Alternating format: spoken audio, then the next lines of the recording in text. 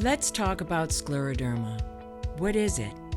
Scleroderma is a chronic disease that involves the hardening and the tightening of the skin and connective tissues. The effects can range from very mild to life-threatening.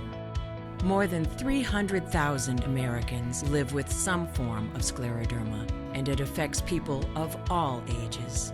While treatments can help, we are still fighting to find a cure.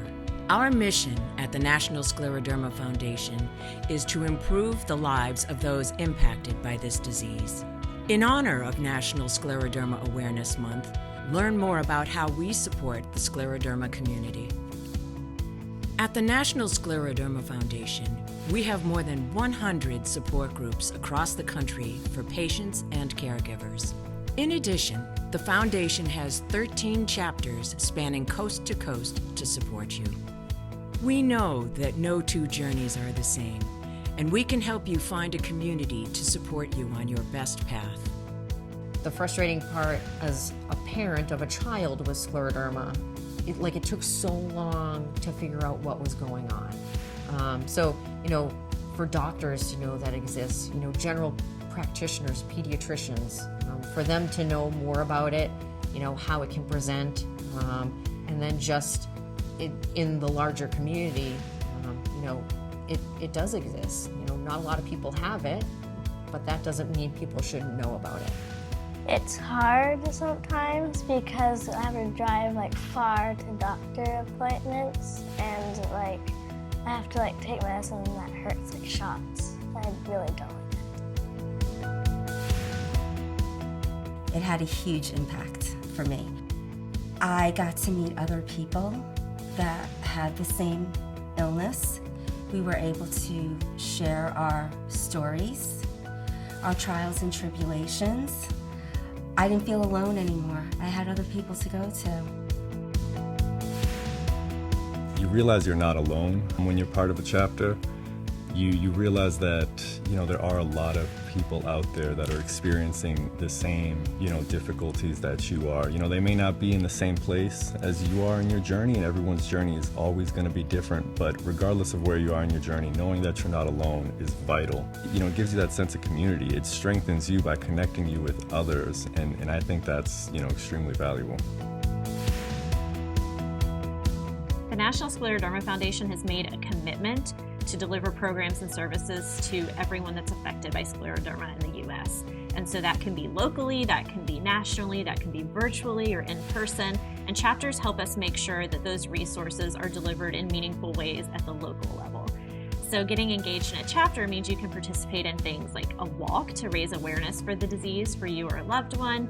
You can participate in an educational day to learn more about how to live your best life with this disease. Or you can just connect with a support group and really get that peer-to-peer support that's so important and can really be life-changing.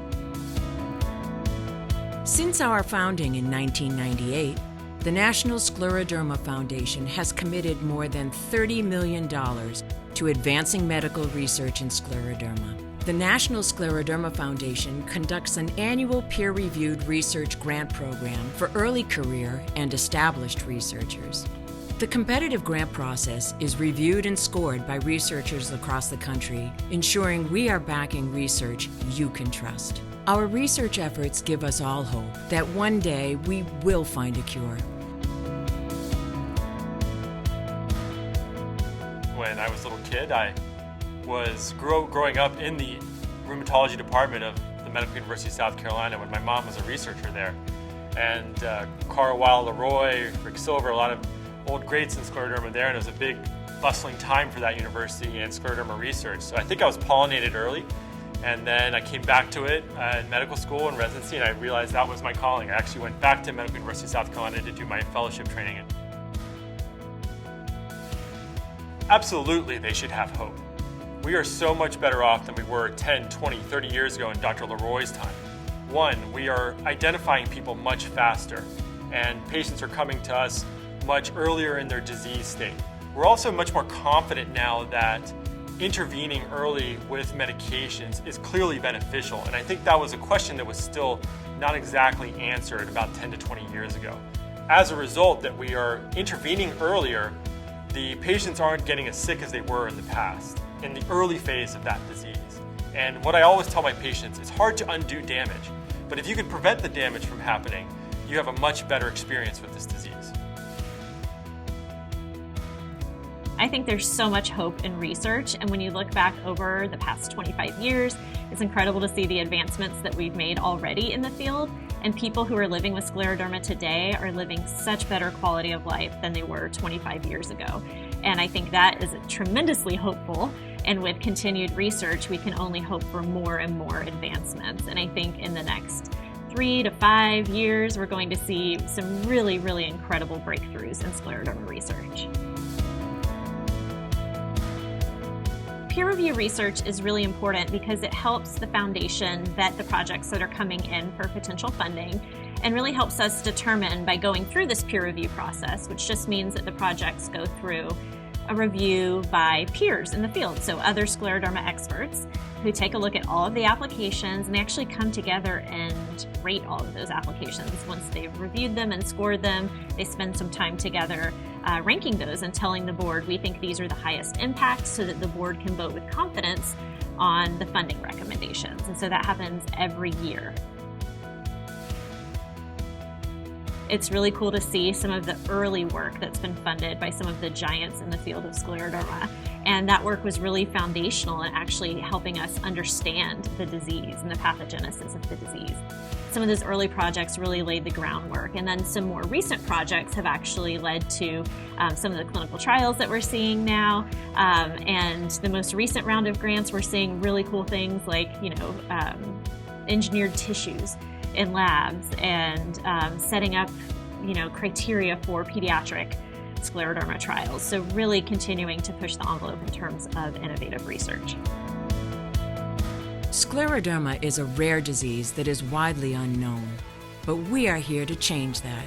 At the National Scleroderma Foundation, we provide a variety of programs to help you find your best path forward, including educational webinars, local chapter education days, our annual National Scleroderma Conference, and the Kids Get Scleroderma 2 Conference, and so much more, all designed to support people living with scleroderma on their journeys. But our education doesn't stop there. We also provide continuing education for medical professionals and researchers. The foundation makes me feel powerful, heard, valued, and appreciated. People don't know that even though we look good, it's slowly turning our bodies to stone. It's suffocating our internal organs. And that can cause symptoms like migraines and seizures, and it can stop me from doing funner things, like running around and like playing tag and hanging out with my friends. It's overwhelming at times. It's very stressful because we have to think about it all the time. And we still wake up every day with a smile on our face and glad that we have one more day here on Earth.